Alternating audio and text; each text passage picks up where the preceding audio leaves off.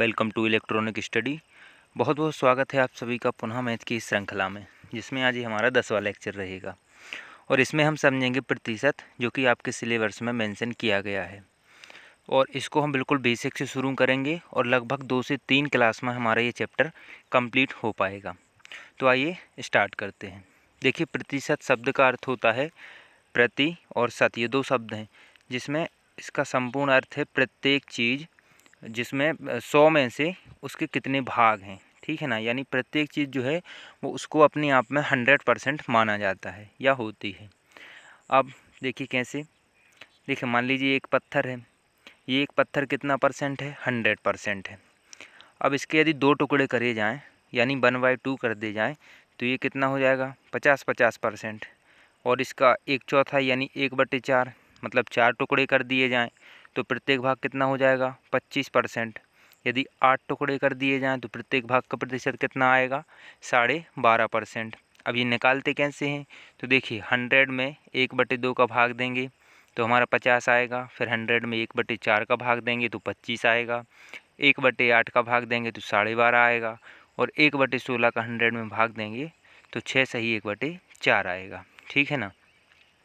अब देखिए, जैसे 75% कितना होगा, तो 75 में 100 से भाग देंगे, ठीक है ना। तो 75 में 100 से भाग देने से क्या मिला, 3/4, यानी 3/4 को हम बोल सकते हैं किसी भी संख्या का 75%। अब जैसे किसी ने पूछा किसी संख्या का 80% क्या होगा, तो 80 में 100 से भाग देंगे तो हमें क्या मिलेगा, 4/5। अब देखिए, प्रतिशत को भिन्न में कैसे बदलते हैं। जैसे मान लो आपको कोई संख्या 80% दी गई और पूछा गया कि इसको भिन्न में कन्वर्ट कीजिए, तो 80 में 100 से भाग करेंगे, क्योंकि परसेंट निकाला हो, परसेंट का मतलब 100, तो 4/5 आ जाएगा। 40% को भिन्न में बदलना है तो 40/100 यानी 2/5। तो ये कुछ बेसिक था जो ज़रूरी था। आगे बढ़ते हैं। अब दिया है भिन्न को प्रतिशत में बदलना है, यानी कोई भी भिन्न दी गई है उसको प्रतिशत में कन्वर्ट करना है। जैसे 9/10 दिया गया है और इसको किस में बदलना है, प्रतिशत में। तो 9/10 गुणा 100। 100 से क्यों करेंगे, क्योंकि प्रतिशत निकालना है। प्रतिशत का मतलब ही होता है 100। तो 10 से 100 कट गया एक बार और 10 का 9 में गुणा हो गया 90%, यानी 9/10 का मतलब क्या है, 90%। 7/10 यानी 7/10 गुणित 100। 10 से 100 कटा 10 बार और 10 7 70, तो 7/10 कितना है, 70%। अब कुछ क्वेश्चन समझते हैं। दिया है 1000 का 10% क्या होगा। तो देखिए, परसेंट के लिए क्या करते हैं, 1000 गुणित 10/100, ठीक है ना। अब 100 से 10 कटा और 1000 का एक जीरो कटा तो बचा 100, जो कि हमारा आंसर है। यानी 1000 का 10% कितना होगा, 100।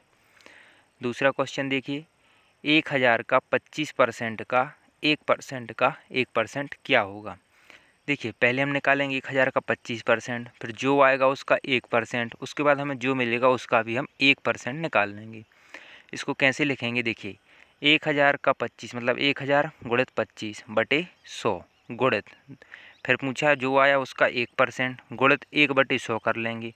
अगेन पूछा है उसका 1%, तो फिर से 1/100 कर लेंगे और इन सबको एक दूसरे से काट देंगे। तो हमें क्या मिलेगा, 1/4 गुणित 10 शेष बचेगा। तो 4 से हमने 1 में भाग दिया तो आया 0.25/10। अब 10 से फिर इसमें एक अंक बाद दशमलव बढ़ जाएगा, क्योंकि 10 से भाग देंगे तो हमारा आंसर आ जाएगा 0.025, ठीक है ना। आई होप कि आपको यहाँ तक सब क्लियर हो गया होगा। आगे बढ़ते हैं। देखिए, क्वेश्चन है 50 पैसे 5 रुपये का कितना प्रतिशत है। यानी 5 रुपये जो है उसका कितना प्रतिशत है, 50 पैसे। तो देखिए, 1 रुपये में 100 पैसे होते हैं। सबसे पहले देखिए, इसमें जो वैल्यू है 1 पैसे में दी गई है और 1 रुपये में, तो सबसे पहले दोनों को हम पैसे बना लेते हैं। तो 5 रुपये में कितने पैसे हो जाएंगे, जब 1 रुपये में 100 होती हैं तो 5 रुपये में 500 पैसे हो जाएंगे।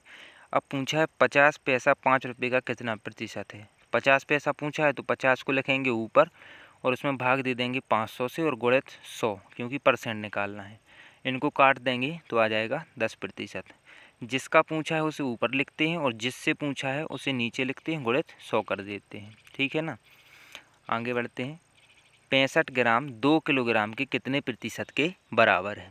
अब 1 किलोग्राम में कितने ग्राम होते हैं 1000 ग्राम सॉरी, और 2 किलोग्राम में कितने हो जाएंगे 2000 ग्राम।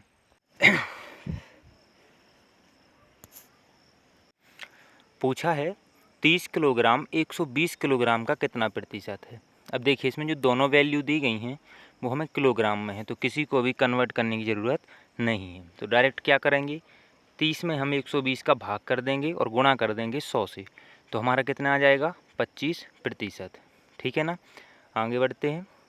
एक क्वेश्चन दिया है 16 रुपये 25 रुपये का कितना प्रतिशत है। इसमें भी दोनों वैल्यू सेम है, रुपये में है, तो कन्वर्ट नहीं करेंगे, डायरेक्ट सॉल्व करेंगे। 16 में 25 का भाग दे देंगे और गुणा कर देंगे 100 से, तो हमारा आंसर क्या आ जाएगा 64%। अब देखिए 7वां क्वेश्चन, ए की आय बी की आय से 20% अधिक है, तो बी की आय ए की आय से कितने प्रतिशत कम है। देखिए क्या करेंगे, ए की आय और बी की आय लिख लेंगे। अब इसमें दिया है ए की आय बी की आय से 20% अधिक है, तो ए की आय जो है वो बी से 20% अधिक है, तो बी की आय माना 100 है, तो ए की कितनी हो जाएगी 120। अब पूछा है कि बी की आय ए की आय से कितने प्रतिशत कम है, तो बी की आय कितनी प्रतिशत कम है 20% कम है, 20 कम है और 20% का कितना है, तो भाग दे के देख लेते हैं।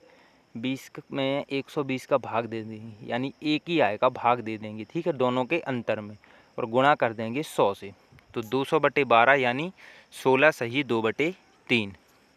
आई होप कि आपको समझ में आया होगा। आगे बढ़ते हैं।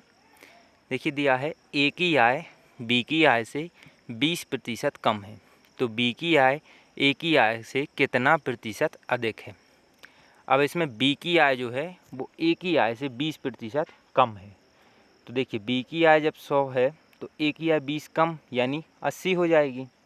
इसके बाद इनका अंतर है 20 और ए की आय से हम इसमें भाग दे देंगे, यानी 20/80 गुणित 100, तो 200/8 मिला, और 200/8 को सॉल्व किया तो हमें मिला कितना 25%, यानी कितने प्रतिशत अधिक हो गया 25%।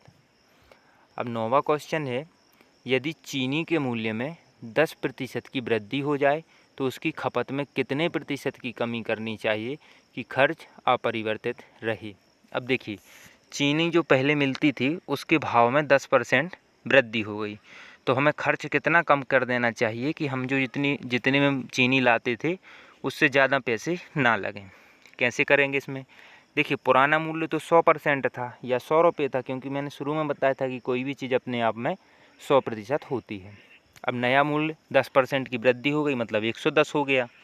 बड़ा कितना है 10 रुपये, कितना हो गया 110, यानी 10 में भाग देंगे 110 का और गुणित कर देंगे 100, तो हमें मिला 100/11।